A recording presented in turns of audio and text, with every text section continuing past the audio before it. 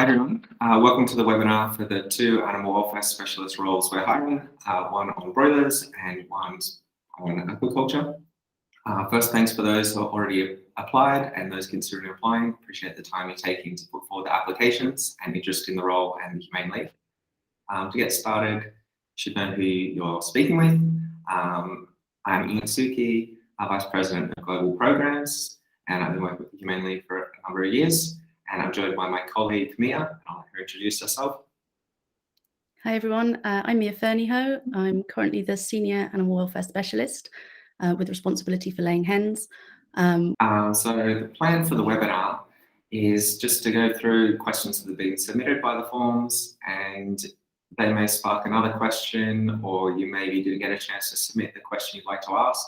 No worries, just send that to hiring@humaneleague.org.uk. and we'll do our best to get those answered before applications close. So now let's move on to the questions that have come in. The first one is there any chance to work here remotely from another country except the UK, for example, Poland? Unfortunately, at this point, no. There's an operational constraint, and as in the job ad, applicants need to be residing in the UK or the US at this point and already have the right to work.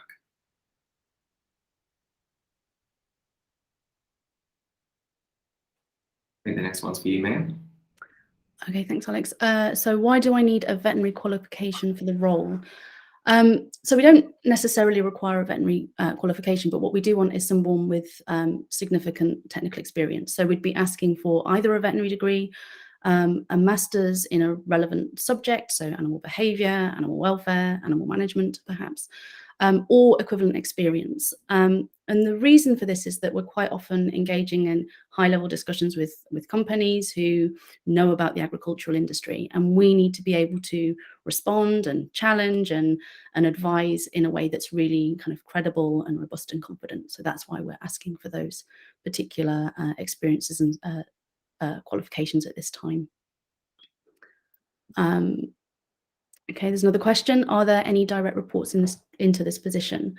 At this stage, no. You'll be responsible for leading the work for your particular species. There won't be any line management responsibility. So you'll be responsible for either leading and directing aquaculture and chicken welfare work.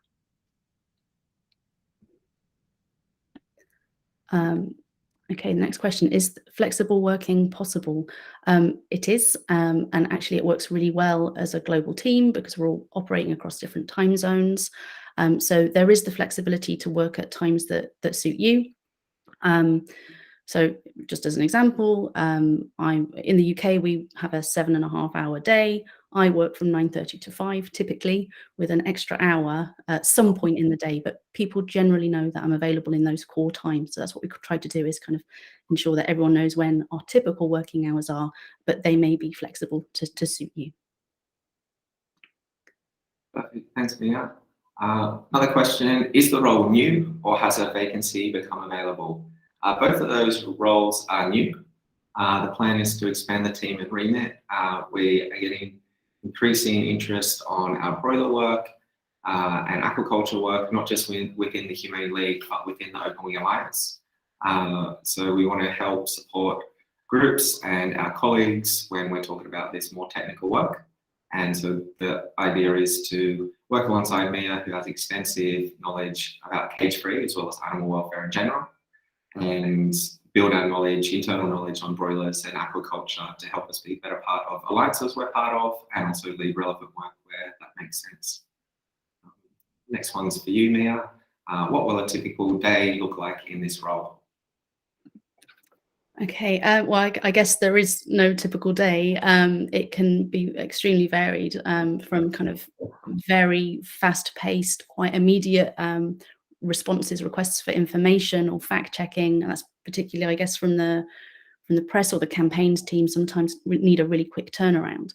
At other times, it might be you kind of directing your time and your pace more autonomously. So thinking about maybe spending some time really thinking and strategizing about how to improve chickens. It might be reading and summarizing the latest scientific reports. might be providing consultation responses for governmental organisations.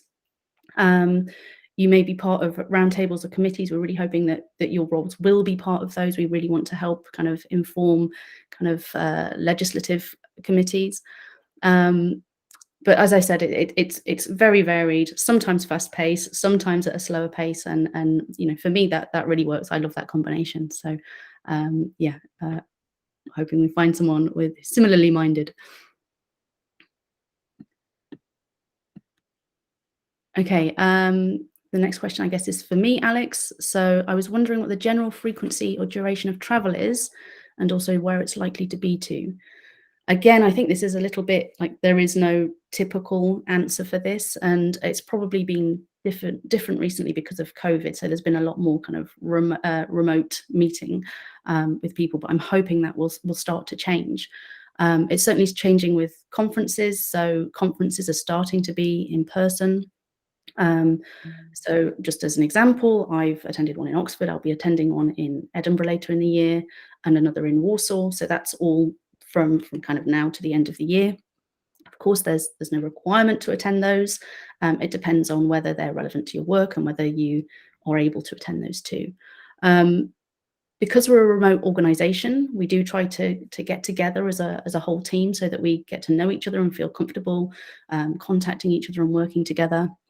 That's in the States. I think it's usually annual. Obviously, we haven't been able to do it in person recently, but I think we're hoping to do that again this year. There's also our Open Wing Alliance summit. So we have a global summit each year. I think probably also some regional ones. Alex, correct me if I'm wrong. And they are an opportunity to kind of, again, to collaborate, to share learnings, develop connections so that we're all kind of comfortable in each other's presence. It's online this year, but usually it's an in-person event. So there's like all these great opportunities to get together, even though we work remotely the rest of the year. I guess the other thing that we really are hoping to ramp up with the end of COVID, and fingers crossed bird flu as well, is farm visits. So, and I think this is typically post kind of a commitment from a company. They start to ask questions about, right, how do we really implement this? And that's where we can come in and showcase really great higher welfare systems. Yeah. Anything else to add on that, Alex? No, I think you covered that well. Read the next question to give you a breather.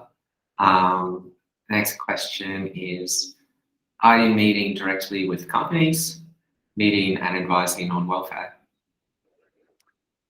I think that's really dependent upon the level of technical input that's required, and that is usually directed by the corporate relations manager that has the relationship with that company.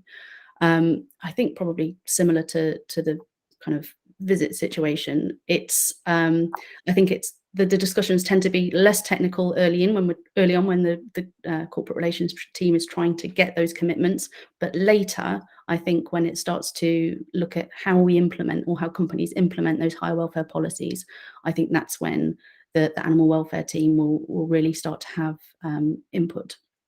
And as I said, with COVID and bird flu restrictions easing up, I'm hoping that we'll start to get a lot more kind of farm visits and technical visits for organisations to really showcase why we're asking for these higher welfare criteria. Yeah, I think the only other thing to add to that is just beyond that sort of meetings, there also will be meetings with Open Wing Alliance members. Sort of mentioned Open Wing Alliance in the previous one. I think it's useful to share that knowledge, and sometimes having central sources can also be part of the role, is getting to know many of these Open Wing Alliance groups and probably meeting with some of them and going on those farm visits together. Yeah. So it would be a bit beyond just the Humane League itself. Yeah, kind of training visits as well, isn't it? It's kind of training opportunities for those groups. So hopefully you'll be providing some training on animal welfare too.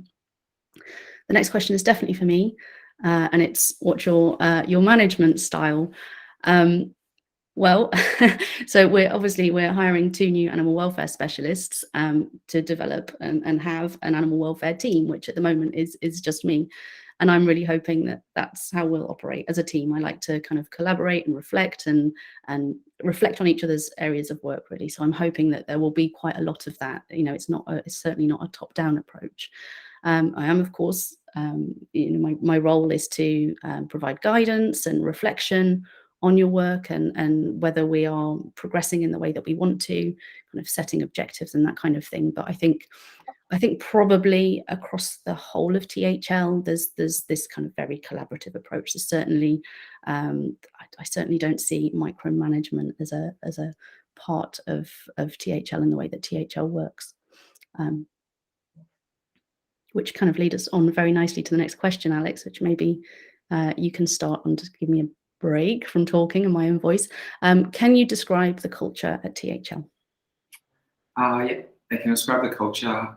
We have a number of cultural, they're called like core values. And we're also at the moment working with an external consultant on diversity, equity, inclusion that's really interrogating, like, are we living those values? Is that the culture you want to have? And the culture that could become more equitable and inclusive, which is a really interesting piece of work and is happening right throughout the Humane League itself. And just to the culture in general, my experience of it is quite nimble. And to the point Mia was making about the micromanaging style, is where I've worked is you have been able to impact your work. We're not really having someone that's dictating everything that's happening in the organisation. We're looking for ideas. We're looking for people to speak up and find connections and act on them. We want to use the brain power and the skills we have amongst the team. So in order to do that, it's pretty important to create that environment where people can speak up. So I feel like in the teams I worked with, there is a concerted effort to build that trust, to create that space where people can speak up, have that psychological safety to say what's on their mind and essentially do what's best for animals, which just leads into our mission. Pass over to you, Mia. Yeah, I think I agree with all of that. I think there's a real sense of being a team and we're all working together for the same thing, and everyone's hardworking and supports each other, and there's that real kind of sense, as Alex said, of that kind of growth mindset. We want people to innovate and have the space to do that. I guess the other thing, because again, I think it stems from being remote, is that there are also things put in place to ensure that we're connecting on kind of not on a work level as well. So there's kind of fun spaces where we can get together and share things that are completely not work related, so we can get to know each other. And again, it's about feeling confident and comfortable around each other, and kind of having relationships that you would otherwise build in an office that you can't when you're working remotely. But I think that's something that THL does really well. To hear that. So next one for you, Mia. Are there opportunities for personal development? Yeah, so I guess following on from the previous, there's a real kind of, we want people to grow, we want to get the best out of people, and everyone has their own personal budget for PDP, for personal development.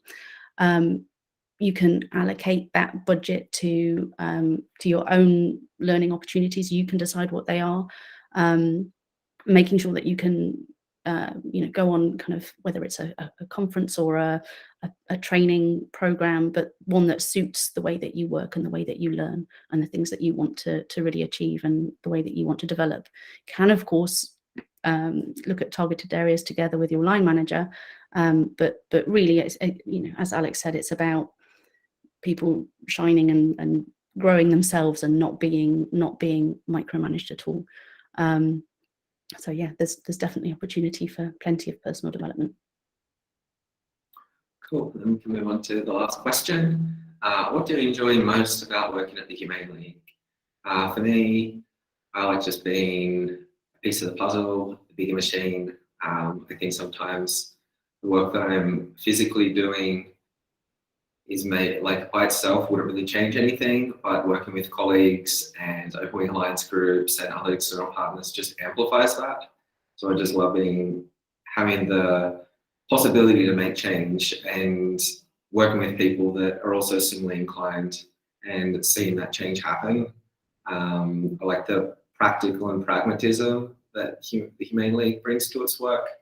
And it's just really rewarding to look back on each year that I've worked here and see change happen, and then look at years coming up and seeing probably what's going to happen in those years.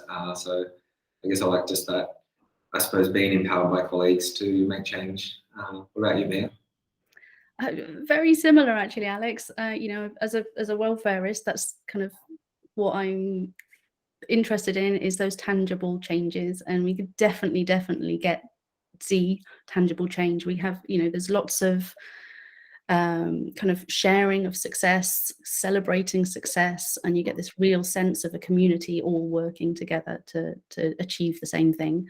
And it's a successful community. So I think that's what it is for me. It's being part of that, again, like you said, Alex, being part of a puzzle, but, you know, part of a really big movement that's working together to make real tangible benefits for animals. I think that might be the end of our questions, Alex. So I will say thank you to everyone who's joined us today. If you do have any further questions, then please do get in touch. The email address is hiring@thehumaneleague.org.uk. Thanks, and hope to see your application soon. Bye.